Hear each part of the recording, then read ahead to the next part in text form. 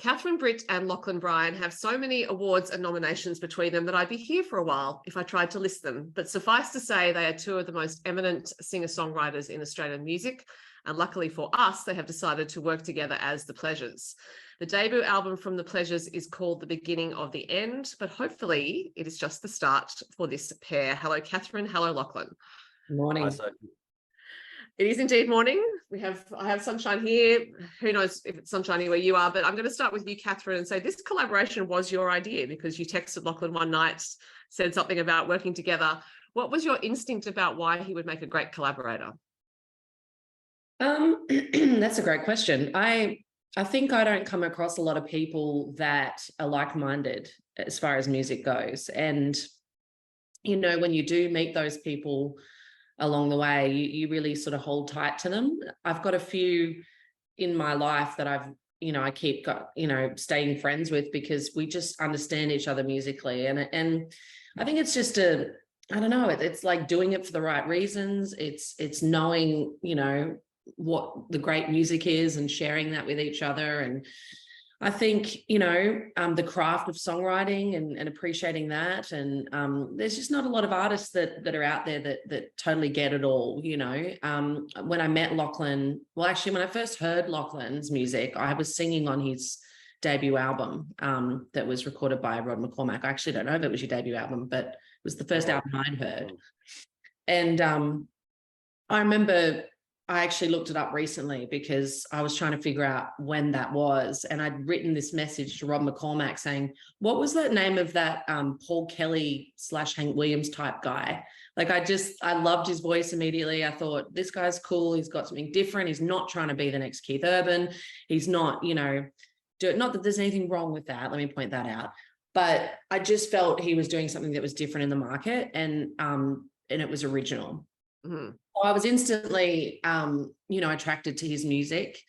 I met him, years later in America, and we got to know each other and then became good friends pretty consistently over the last 10 years or so. We've worked together at different things at the Academy in Tamworth, and we've never worked together musically. And I just felt, I don't know, I was in a real space of wanting to change everything in my life. I think divorce does that to you. It just makes you throw your hands up and blow your life up. And there's something really beautiful about that, because it's like, there's no limitations. There's no, it's a little bit, it's a little bit scary and it's a little bit off kilter and it's not always sane, but it's also great because you discover all these things that you wouldn't have done before because you're kind of feeling, a little bit insane when you're going through a divorce. So for me, I was just, I don't know what it was. I was at a friend's house, a mutual friend's house. I was drinking wine and I thought I'd really love to do something with Lachlan. I think I initially thought like maybe a duet or like record a track together or something like that. But I just threw it out there as a very generic text to see what Lachlan came back with. And he never wrote back until like the next day. So I was like, well, screw you, Lachlan. Obviously, the offer's off the table. But then he wrote back the next morning and was like, yeah, I'd love to. What do you actually mean? And I think it kind of grew from there. It was never meant to be a band. It was never meant to be what it became. But I'm so glad it did because it obviously went there because it was meant to. We've both just followed the journey and held on, and we're here now with an album we're very proud of and music that is, original and exciting. So I'm really glad I sent that text. So am I. I should also say that I believe it was that first time you met in America when you visited the venue that gave rise to the band name, which was, a brothel, but you were not visiting it for the obvious reasons. Lachlan needed the bathroom, from how I understand it. Lachlan, can you confirm or deny? Yeah, I'd heard that brothels have the best bathrooms. So, well, I can confirm that's what we did indeed go to a brothel together, which is an unusual activity to do with a friend, but it was accidental, and I think as long as everyone knows it was accidental, and we had no idea that that's where we were going, and we didn't spend any money, I think that gets us off the hook. It does now. Lachlan, when that text arrived, look, you might have just been otherwise occupied. That's why you didn't answer straight away, or maybe you don't look at text messages at night. You don't answer texts after 11 p.m. I think it's a good rule to keep yourself out of trouble in life. Oh, okay. Good rule. What in truth, I was asleep. Right. But when you saw that invitation, what did you think? Like, what was your first? I mean, obviously you were open to it, but did you have an initial reaction like, yeah? Yeah, pretty much. Pretty much like that. Really, like I just think Catherine's the best country singer that we have in Australia, and I don't even know why I qualify that with Australia. It doesn't really matter where you're from. Like, she's just a great country singer, and every time I've heard her sing, whether it's been we're at a festival together, like my ear always pricks up, and I go, oh, that's what I want to listen to right now, and I think I'd probably I've often had thoughts of collaborations, and I'd thought of collaborating with Catherine before, and I think sometimes you just assume that other people are busy with their, and Catherine is, with their careers, and so I guess it takes someone to come up with the idea, and that said, like, there are certainly times when people have asked me to do a song together or whatever, and I've kind of been like, oh, this is a nice person, but it doesn't really feel like the right fit or anything like that, and you're kind of in that awkward position where you kind of have to say, oh, look, I'd love to, but I'm so busy, or the label doesn't want me to do so, all this stuff that you come up with. But that when it's Catherine Britt asking you, that's a totally different world. So I was thrilled. I think I didn't really understand exactly what she meant, and so we ended up, and I don't think Catherine did either, and like she said, so we ended up agreeing to kind of get together and maybe write, and the record really started being made immediately.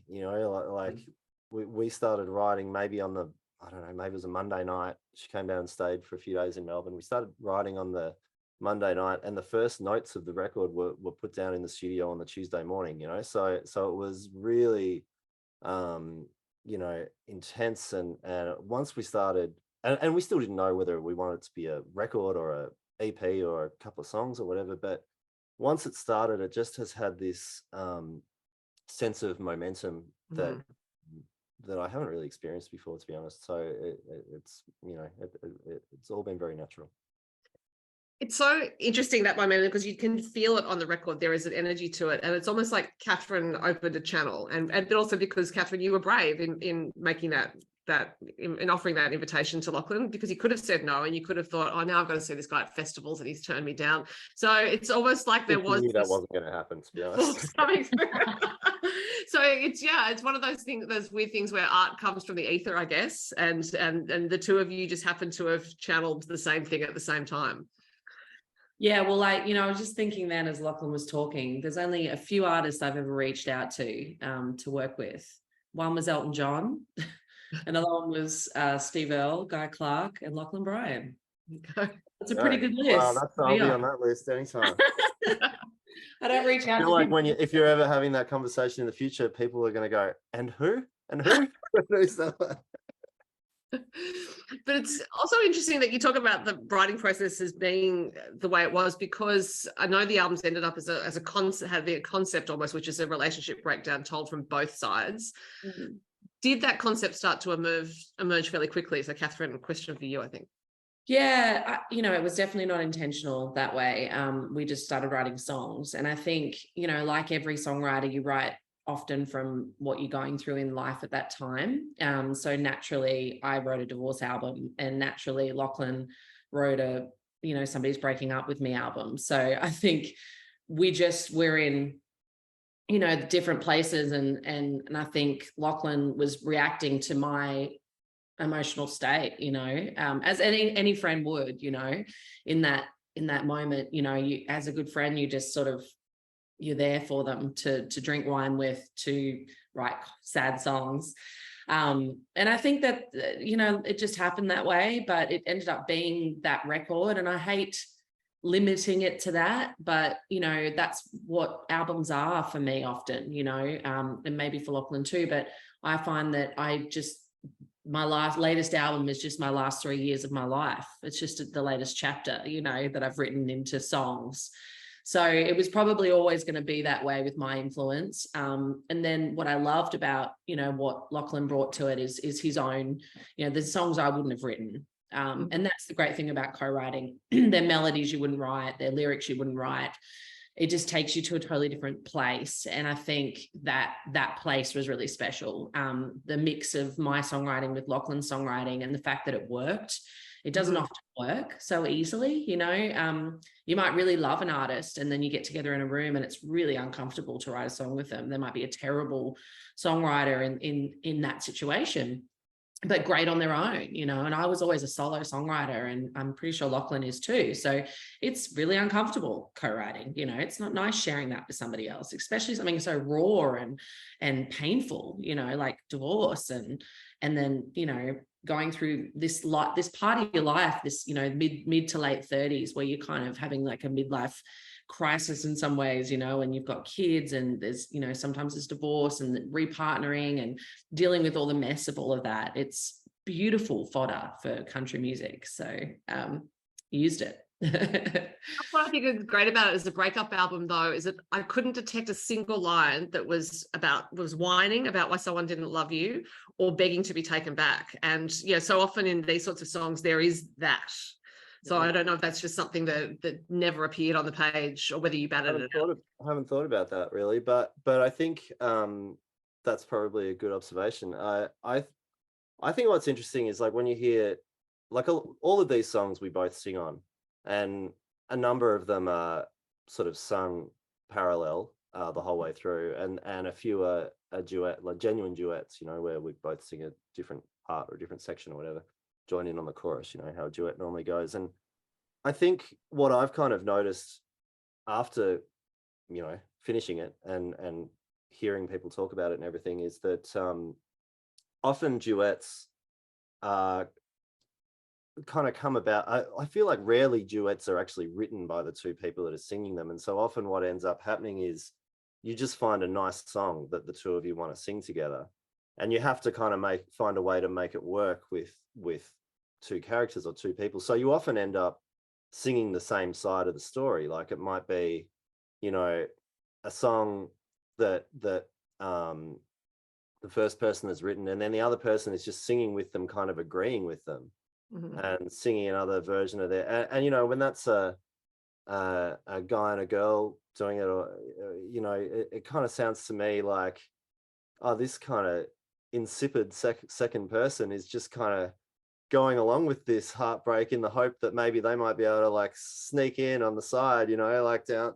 Whereas these songs are like, there's resistance from each other, because they're written together. If Catherine's writing a verse about a situation, and I'm going to be the other character in the song, I'm the other person, or I'm just even hearing her tell this story, I want to say my side of the story, and vice versa. So I think the fact that the songs came about in that way, which again wasn't intentional, it's just the way it happened, is what makes it different, gives it an energy to sing the songs that I don't I don't always feel when I've got up and sung a duet with somebody. Yeah, there's a real push and pull on it. It's fantastic on so many levels. Musically, as I said, lyrically there is this theme throughout it, but musically it's also really cohesive. That's not to say that the songs have the same musical styles, because there are some very different styles, but as a whole, feels like, these songs all belong together. So given the speed at which you were writing, recording, again, it feels like that was just something that emerged like this, almost like this fully formed creation. Yeah, I think the fact that we did it the way that we did it made that happen, made the songs sound alike, and like you said, they are very diverse. There's a piano song that's like, sounds like something in a honky tonk bar, to pure rock almost, to country ballad. but it all kind of fits. Like it's a little bit of me, a little bit of Lachlan, a little bit of what now is the sound of the Pleasures. I think it is because we just simply did it that way. And I don't know if we need to do it any different in the future. While it's, you know, mentally draining to do something so creative in such a short space of time, it works. Mm-hmm. And it feels like that's probably our thing, you know. And it keeps it, like you said, it keeps the sound consistent. It keeps it in the same story, same page, I guess, you know, because you're not, so often albums are made over years, you know, and you've changed so much in that time. And in this instance, we just didn't have any chance to change. It was literally in the moment how we were feeling in those 4 days, you know. So it was all compiled into an album. So yeah, it's really special. It doesn't happen like that often. And you know, it's the creative process is always draining in some way. It might as well be a really intense, you know, short burst of that feeling. So like it's draining because it's that combination of feeling like it's part hard work, it's part elation, you know, when you there's a real, I mean, you're a writer, you know, that feeling of when you write something that you're really happy with, and that you know, 10 minutes ago or half an hour ago this idea didn't exist, and then you've come up with it together, and it's that's such a that's the upside to the draining. Yeah, well, and then if I do that, I spend several minutes loving myself sick for having done it, but then of course realizing it has to be done again. Yeah, and again and again. Yeah. Yeah. When I wrote a review of this album, I'm going to read this because I carefully constructed my question. I said that in order for this album to work as beautifully as it does, you two had to meet each other in an equal place. And no doubt you have different strengths and experiences, but they had to be equal in power, if that makes sense. Like I really was listening to it thinking, it's not only what you said, Lachlan, about duets and how what sort of songs they normally are, but it's actually quite rare, I think, to find two artists who meet each other exactly in the same sense of power that you two have. So I can only imagine that was very satisfying to discover about each other. And again, back to Catherine's instinct about how this might work. Yeah, I mean, I think we do, like I said before, I think we are just very much on the same page. We're in similar places in our life. You know, Lachlan doesn't have kids, but everything else, you know, we're very similar personalities in some ways. You know, we're like the male and female version of each other, but Lachlan's a lot better than me. He's a better person than me. No, but I think, you know, we're very similar in the way that we see love and the way that we see music and the way that we see life in a lot of ways. But I think, you know, there's not a lot of people that I do feel that way about, you know, and if I do, you know, they're really good friends of mine. So I think it's really nice to have found somebody that will be a lifelong friend. And the whole band's that way. I mean, the drummer's my partner, so he'll be around forever. And the bass player is Lachlan's partner, Kath. So we're all, you know, and Kath's just such a great guy. You know, I've met two wonderful people that I cherish and I feel very connected with musically. So, you know, we are all really meeting on a level playing field, and we're all coming into this innocent, you know, like a new project, a new band, a new sound. We're all, you know, oh crap, what's going to happen? What is this, you know? And that's really nice because it's fresh for everyone, and we're all scared and we're all not sure what it's going to be, but it feels really exciting and fun. And to start, it's almost like starting again in a lot of ways as an artist, you know, we're repitching, we're a new band. So it's really exciting and it feels really good. And I should say Kath is Damien Caffarella. And I did think that Lachlan must have been like a pig in mud in the studio because he had you to work with and he had Kath there, who is his longtime collaborator. So yeah, win-win. Yeah. You know, Kath and I have been working together in and out of the Wilds for about 7 or 8 years. So it's I mean, that felt very, I mean, again, it wasn't planned. It was just, you know, it was easy to go into the studio and you know, I always have great faith in Damien, and I've known Brad for a long time, but I've gotten to know him and through this project, and you know, he's amazing. He's great. I see what she sees in him. He's the band's #1 fan. You know, he's everyone in this band is so on board with it, you know, more than ever, I think, because Brad plays with a million different artists, you know, me being his main one, but I'm not, you know, the only artist he plays with. And Kath's the same. He plays with a bunch of different people, but it feels like they're both like, nah, this is our thing, you know, this is our band, and they're really invested, and it's really nice. Yeah. Given that this project was the first time you'd written together, I'm wondering if you found that you brought out something in each other as songwriters, that there were like aspects of yourself you hadn't experienced before as a songwriter that the other brought out. Lachlan, I'll start with you. I really, I think generally a good rule if you are co-writing, which I do sometimes, and I avoid a lot, is if you're co-writing and you're not prepared to put your best ideas out there because you're worried that you feel protective of them, then that's pretty much a recipe for disaster. And I think or recipe for failure. But with Catherine, I was certainly, not only was I prepared to put my best ideas out there, I wanted to put my best ideas out there. And then also I ended up feeling very very comfortable to put my most risky ideas or my potentially worst ideas out there as well, because not because I felt like she would go, oh yeah, that's pretty good, but you know, maybe we try this. Like I actually felt like she would just be honest, you know, and just go, no, I don't like that.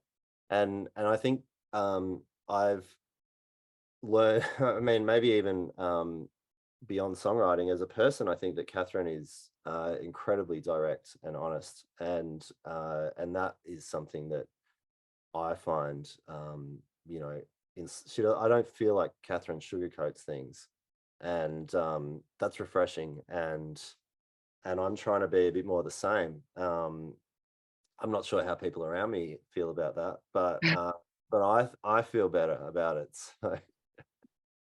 So I think, yeah, even beyond songwriting, I think you know, working with Catherine is having a positive influence. And Catherine, did you find him direct enough in the songwriting process? Yeah, I mean, I have been told this my whole life, that I'm very direct, and I think it's probably, I don't know, I'm probably on the spectrum or something. But look, I think, you know, it's just who I am, and people either love it or hate it, and I'm just grateful that Lachlan loves it. But I think for me, you know, that I always find that I'm the most positive person in my life. I'm very much a glass half full person. I'm always trying to keep everyone's moods up, and I'm always the person on the tour that's trying to keep it all. Come on, guys, it's all right. We'll do this, whatever. Lachlan's that times 10. So for me, he's like the positive influence times 10, because it's like I make a comment that I think is just a throwaway comment, and he's like, he looks at the sun shining over it, you know. It's just really funny, and it makes me really happy to be around him, because I'm like, oh, you just look at everything in a really positive way. And I love that, because I'm not into having drama or any trouble in my life, and I like having people around me that are very positive influences. So for me, I think in the songwriting, you know, it was really nice to have somebody that was like that, because you don't come across people like that very often. You know, I often come across people that are negative and that bring me down and make me feel, you know, worse. And Lachlan certainly didn't do that. So that was really nice and refreshing. In terms of directness, I think it's just that more than anything, you don't have time to waste. Like if you're someone who you have achieved a lot, and you started at a young age as an artist, and I you know, my sense of it is you just don't have time to waste with things that are, you know, why would you be indirect when you could be direct and get some more stuff done? Yeah, well, I think it does get to that point. I mean, I've always been that way, even when I had more time on my hands, but I just find that life's too short to waste on the, you know, the crap and the people who are going to just bring you down. So I've always kind of tried to weed my way through the best people and get to, you know, the winners. And I think that's good. You know, I look at a life that I'm really proud of, and I'm surrounded by really great people, and my kids are wonderful, and I have a wonderful partner and a great band, and, you know, a great team on my Catherine Britt tours. And I feel very grateful, because while I've hurt people along the way, because I've been honest, I think they all know where I stand, and I think there's a respect there for people who are strong-willed and know who they are and know what they want. And I think I've always fortunately been that person. I've always, from a very young age, know exactly what I wanted. And I go after it, you know. I'm not afraid to just go after what I want. And I think in some ways that gets me in trouble, but in other ways it creates great bands like The Pleasures. So well, I think on the studio, I mean, with both of you, it also creates an environment where it feels like you're being direct to the listener. It feels like you are connecting with us, communicating with us. And also, I think this comes back to how you've sung on this album. You're both fantastic singers, very accomplished, very in control of nuance. There was an energy in the singing on this album that actually had me punching the air at one point, literally. I think it was probably on Howlin' for My Darling. I was like, oh my God, like, this is just so much fun listening to it, even though the songs were, you know, poignant, bittersweet. There was some sadness there. Singing wise, it was just so cool. So I'm wondering if you actually brought some things out in each other as singers too. Lachlan, I'll start with you. Yeah, I mean, well, Catherine's a great singer. So it was like, for me, it was like, you know, make sure I can keep up, you know, and like she just said before, who's she done duets with, you know, like Elton John, Guy Clark, Steve Earle, you know, like the bar was set really high, and I think you should always work with people that challenge you. So you know, I guess, but it is good. To answer that question another way, I think singing with someone, you kind of get out of your own head, because there's like an energy level that you want to balance between the two of you, and hopefully one of you, if not both of you, immediately nails exactly the right energy for the song and exactly how the song has to feel. And you know, like Howlin' for My Darling, for instance, here, like Catherine really wails that that chorus section, and it's just a really exciting moment. And I think there's a song called Sad Song where I kind of sing one line in like I'm a bit of an undersinger most of the time. I'll usually write songs that are in a very, very comfortable key. I'll err on the side of singing lower than I probably need to. But you know, like that makes the moments when you reach up to a higher note more powerful or more poignant. In fact, I remember I used to play in bands in the scene here in Melbourne, and one of my mates at that time was Wally Tobacco, who has Gautier, is his project, and he's such a great singer, and he's got such a huge vocal range. And I remember I played a song at that time, and I sang really high in my range for one note, and he was talking to me afterwards, like, oh man, that was so exciting, like hearing that. And I was laughing it off and saying, yeah, but it's like an octave lower than you sing, dude. Like, but he said, no, but hearing someone sing at the top of their range is always a really exciting moment. And I think that that there's moments in this record that we've been bold enough to do that, and I think that's probably egging each other on has made that happen. And Catherine, for you, there was like the first verse of Sad Song, for example, there's just the way you sing that breaks my heart every time I hear it. But then, yes, there is you in full voice on Howlin' for My Darling, and it sounds like you were having a great time doing it.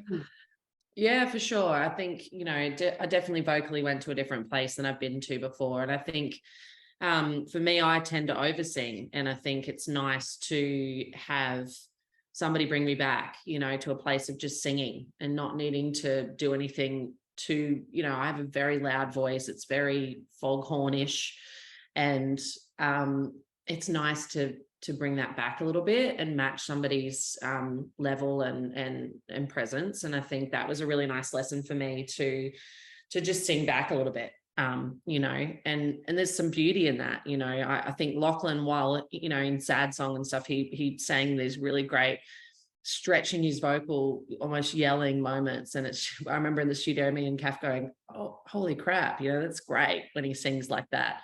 And Kath's like, I've never heard him sing like that before. And I think that's great, you know, because he he did something different, and then for me, I was doing something different too, but it matched each other in the middle, and that's what this was all about. So yeah, it was really, really good in that way. I wasn't going to ask about individual songs, but now I've got you both here. I have to ask about Paranoid, because that is lyrically the most fun. It sounds like you just sitting there going, all right, well, you know, So what the hardest song to sing live ever. Like, I think I'm still trying to remember those bloody, you know, Paranoid like catches at the end. But yeah, that was in our second batch of songs. I think so, yeah. Paranoid. And we were just messing around at Lachlan's house, and I think we're at the end of like writing our songs, and we were kind of like, it didn't matter because we knew we had a great batch of songs, so there was a real freedom to do whatever, you know, like let's just keep writing, let's see what happens, you know, like if it's not great, it doesn't matter, no one will ever know about it, you know, like because we've already got a great batch of songs, and maybe it's an LP, you know, it was 7 or 8 tracks at that time or something, and we were happy with that. We were aiming for an EP, and now it's an album, so it kind of just kept growing, and we kept just having a go, and it kept, you know, producing stuff that we wanted to record. And Paranoid is no different to that. You know, it was it was at a time, you know, where I felt like a lot of people were talking, you know, which happens when you go through these big, you know, I'm dating a musician now, and you know, I went through a divorce, and it's just people love to talk in country music. It's part of the industry, I guess. But I never noticed it so much when I was younger, but I do now, and I've just really tuned out from it all. And I kind of, in that song and a few other songs, you know, Home Wrecker and things like that, I think I'm just a bit taking the piss a little bit about it, you know, being cheeky and going, oh, look, you know, what do? You know, people are going to talk whether they know the truth or not. Let's have a bit of fun with it. So that's what Paranoid was about. Yeah, you had some great fun with adjectives as well. I was like, this is hyphenation heaven going on here. Now, I've had you talking for quite a while. I should let you go, but I will conclude by asking about touring. I believe you're off overseas, and I'm presuming you'll be playing in Tamworth. Lachlan, maybe I'll ask you about this. Yeah. Yes, both of those things are true. We I'm not sure when this is going to air, but we have the Gympie Muster first, and then we're playing at the Country by the River in South Australia, which is a festival in October, and then the Groundwater Festival in Queensland in October as well. And then we have at the end of the year, we're going to do a little bit of touring, a bit more unannounced as yet adventures around the world. So it'll be yeah, we got some fun times ahead. Well, having seen you play live as the Pleasures and separately, it's always a great experience. The Pleasures in particular, I think live have the energy that is on the album. So anyone who's coming to see you can have an experience different, because it is different live always, but just as great. So thank you both very much for your time. Catherine, Britt, Lachlan Bryan, the Pleasures. Thank you.